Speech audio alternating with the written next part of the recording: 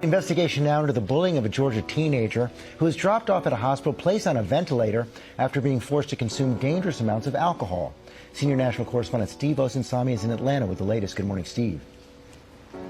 Good morning to you, George. Georgia authorities say they're now getting help in this case from the FBI, but says at this point they have no arrest to report. These are the pictures of Trent Lehrkamp that his family wants everyone to pay the most attention to this morning. A smiling 19-year-old who graduated from a South Georgia high school last year, who friends describe as soft-spoken and the sweetest kid around.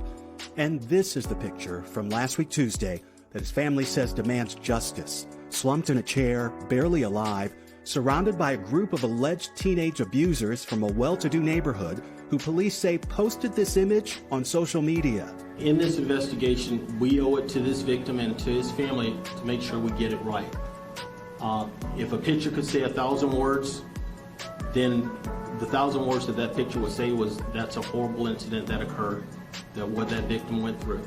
According to the police report, 3 of the teenagers then dropped him off at a hospital emergency room because he was unresponsive with shallow breathing. His clothes were soaked with urine, and he had spray paint all over his body and hair.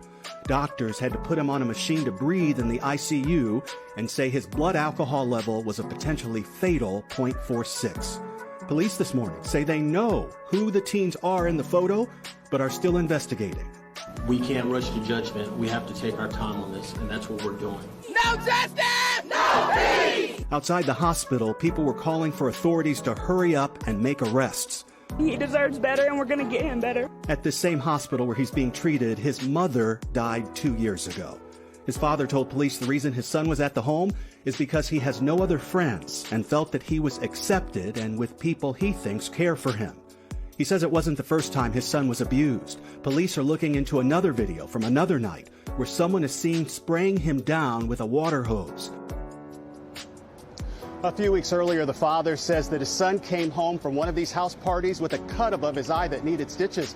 Authorities say part of the difficulty here is that the victim is technically an adult at age 19 and that all of the alleged abusers are minors. The father says that his son has been taken off the ventilator and has a long road to recovery at this point. Robin. See, that young man has been through so much. I hope that he knows the support that he's getting outside that hospital that you showed us in your report. Thank you.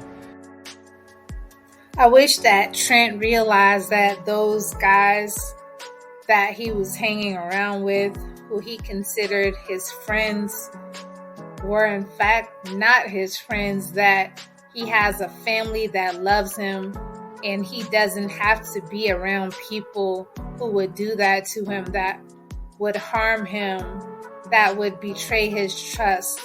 And I'm glad that he is recovering. I hope that he makes a full recovery, and I hope that this time he won't ever go back to friends like that, because obviously those weren't friends.